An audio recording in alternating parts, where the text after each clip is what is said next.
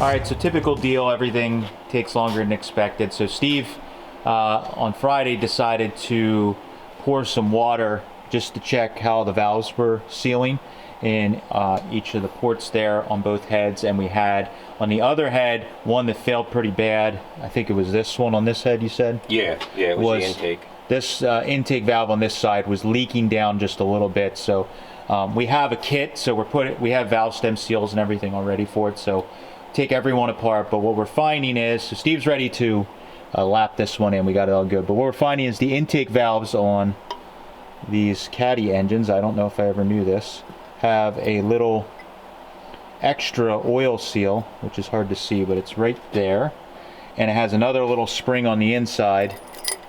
There we go. And this one I already cleaned up, but it is just like covered, you almost can't even see the spring on some of them. It's covered in carbon, and then there's a little valve seal here that didn't come in the kit, I don't think. No. So this might have been like something that the first time one of these engines was rebuilt, they just threw it in the trash. Yeah. But they were stuck, same as like we were dealing with everything else on this engine. It looks good, but it just looks like it has some miles and carbon and oil. So Steve's been pulling out the valves, and the intake valves I've been going through and using the heat gun and some Croil and stuff to free those up. And then we're tag teaming here. He's cleaning everything up, and then he's grinding. Got some grinding paste here, compound. And just a lapping compound. We don't want to take too much off. Yeah, I shouldn't say grinding. I know when I said that. The comments are going wild. Yeah, exactly. some lapping compound.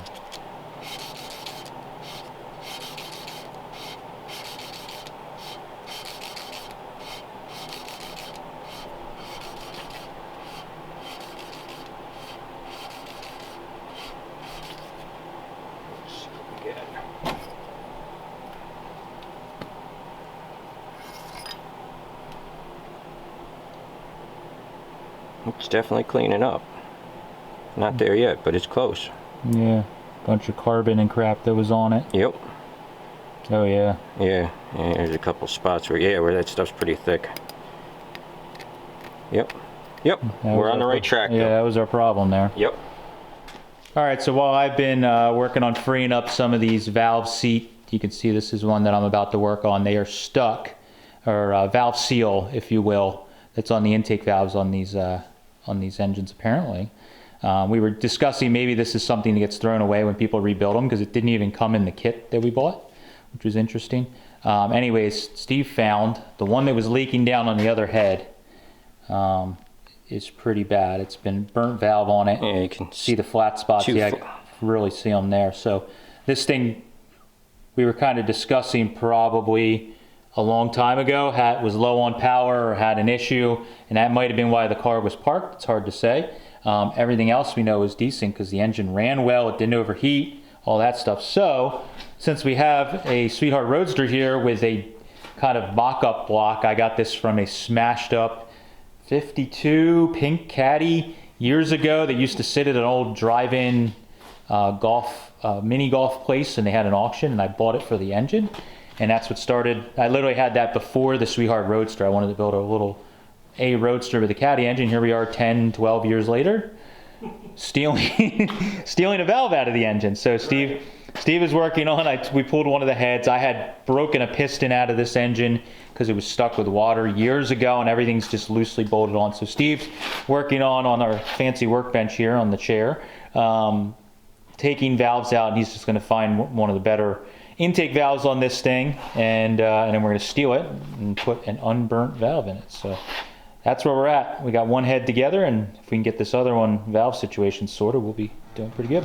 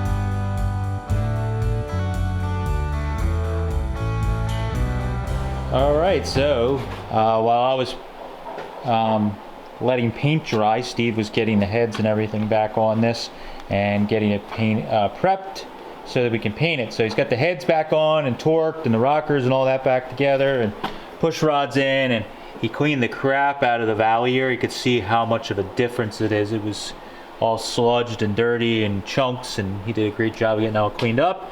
Our lifters are all primed. He had them sitting over the weekend in the oil, and they're all good to go and free. And now the valley cover is all cleaned up. He's going to throw that on, and we're going to just dust some paint on the valley before we put the intake on, so that the valley's got paint on it. and then we can button it all up and get the rest of the engine prepped and gasketed and ready for paint.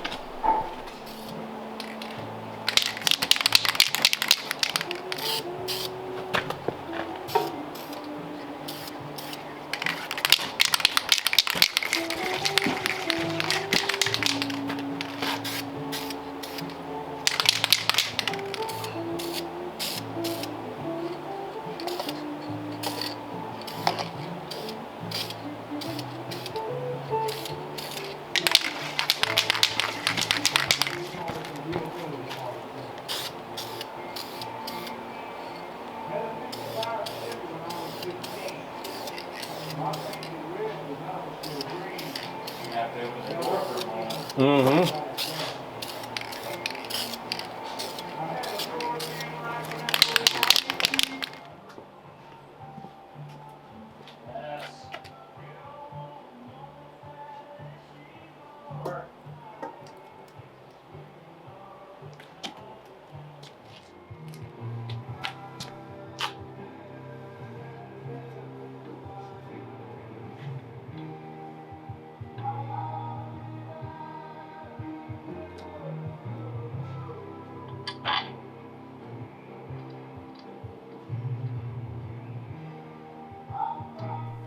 Alright, so we're going to pull this pan off and see how sludgy or gross the inside is. I have a feeling this engine has never been apart. So Steve pulled the oil pan, or the drain plug, and he said it was 10 or 15 seconds before oil, like, I guess viscous. Started oozing out. Yeah. So there's going to be some goo in the bottom, and that's why we do this. Take it off and clean it all up. So, do you want me to put a hand on it in case it falls?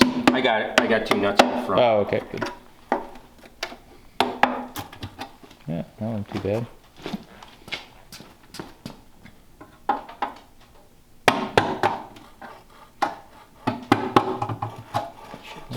All that old dinosaur oil. Ugh. Stuff is nasty. Yeah.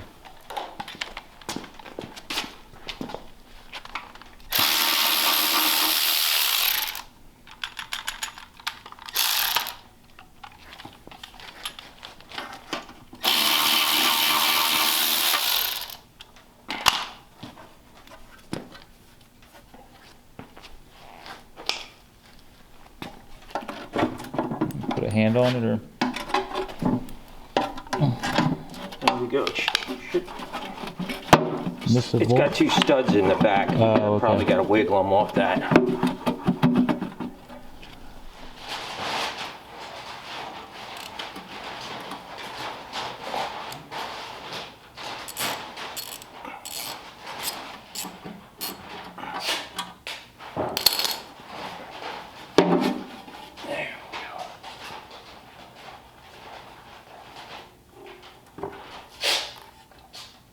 Sludgy. I was expecting it to be even worse, though. Oh, the yeah,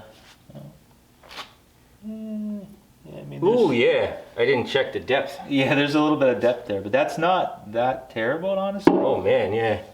I mean, the red 34 was way more than that. Was it? so Okay. Yeah, I mean, that's just oil residue, too. It's That's got just- that weird gray color. It's just that paraffin or whatever that's Yeah. settles to the bottom. Yep. And how's all right, so I went ahead and sanded the firewall some. Steve had went and wire wheeled everything and got all the major gook and grime off. But I went back with the DA sander, a couple different sanders, and went in and knocked off and feathered out some of the chips in the paint.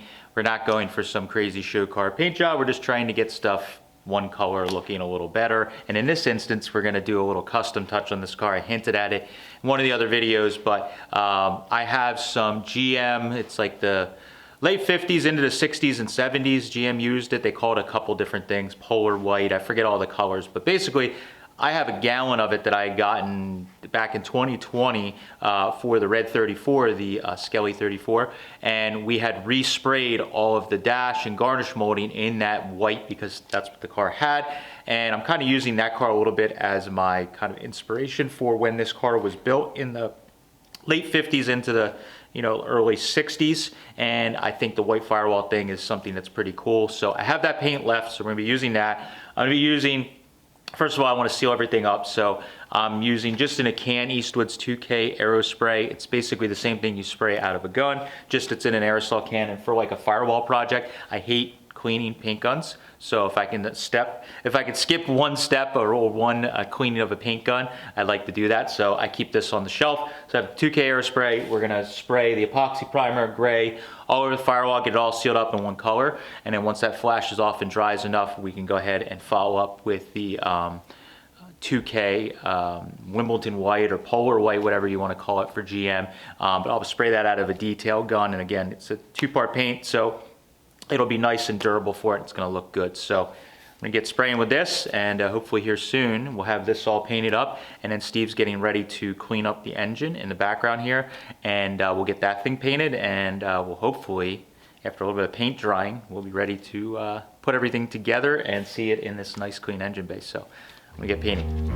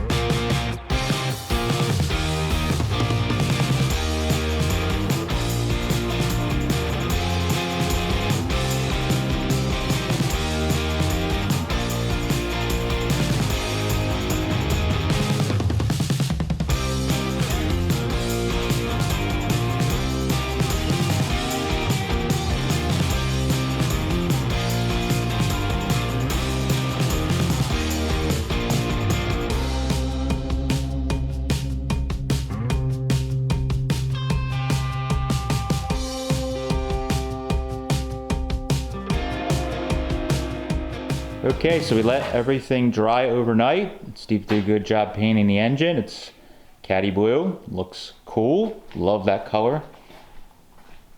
So engine's looking good. He threw the last handful of parts back on it, the distributor cap and the distributor and fuel pump and some of that stuff. We pulled the shifter top in preparation for dropping the engine back in. I had ordered these, the Hearst kit that was on it, or that they had put on it, utilizes these little spacers and then like 55 Tri-5 Chevy, small block Chevy motor mounts, or 6-cylinder ones, I think are the same. So I ordered a new set of those for the rubbers, put them all back in, they're all ready to go.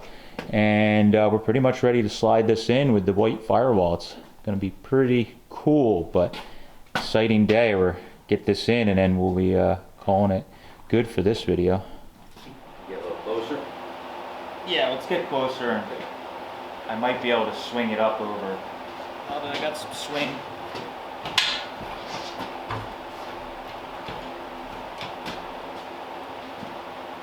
Go up a little bit.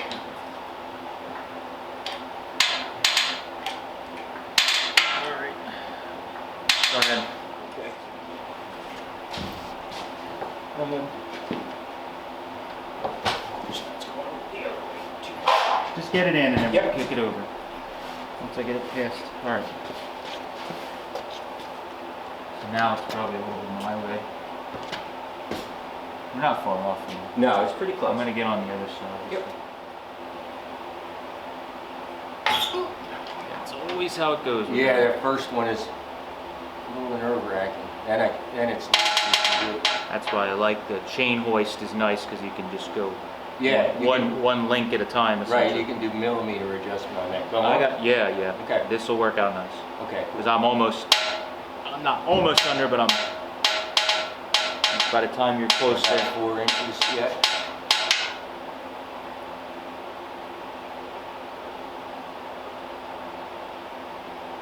That's probably about it. okay. We're just about under. Cool. So if you can. Can we come back a little? Yeah. Okay. Watch your fingers.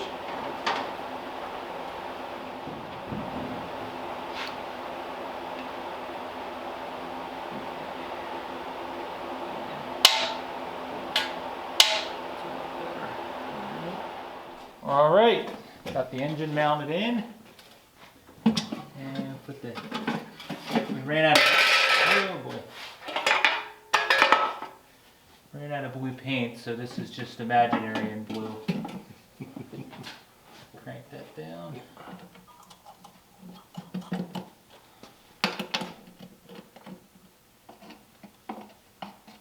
There you go. Cool. I like it. Damn, that looked good. Yeah, it looks cool.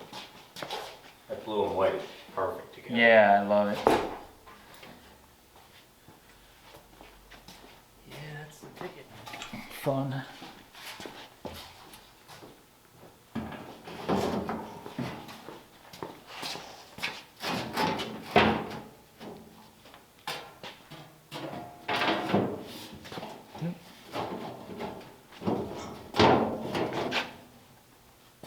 Cool.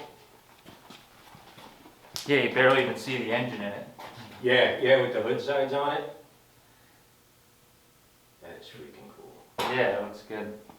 So you put all the stuff back on it, tighten it all down, it'll be really neat. We're rolling somewhere and someone will say, that doesn't sound like a flathead. Nope. Look through the grill and see that caddy blue, they'll probably know what's going on. Yeah. Yeah, that's cool. All right, so we got the engine in, painted, redone, everything else, the firewall. We did a lot of work in a short period of time, but super psyched. We got everything bolted back in. We didn't get any shots of it, but basically we put the lift up in the air and we got all the transmission sitting square and all the mounts bolted down and the torque tube all pulled together. A lot of that stuff is made a lot easier by having the lift. So now we have all that cranked down, we get the motor mounts tightened down, everything's pretty good. We're going to redo a little bit of our fuel line stuff back here that we didn't quite like. We think it might interfere a little bit with when we do our throttle and some of that stuff. So those are just the little things as you keep moving along. We have to redo the bracket for the road draft tube because it's actually, if it's in the stock position, it's kind of jammed against the firewall, so we're going to adjust some of that. That's all the little stuff we'll do off camera. And I think the next thing I want to do on this car, in between all that small work, is get the front end of the car sitting down. Now that we got the engine bay looking pretty good, that front axle looks terrible. So not only does the axle itself look terrible, but we want the front end to sit a little bit lower. So in the next video, we're going to be using some old Yankee stuff to throw on and rebuild another front end that we have, and then we can roll it under here and get the front end sitting down, and maybe I might change the headlights, or I might leave them on for now just so people will keep complaining in the comments. But super psyched on this. This is a big step considering this car was sitting kind of, I don't want to say abandoned, but sort of abandoned in a cabin in upstate New York. And now it's got a Cadillac and it's getting closer every day to being a drivable car, which is awesome. So thank you guys for following along. Let me know what you think of the white Firewall with the blue caddy and the engine bay on the 38 convertible. So thanks guys, catch you later.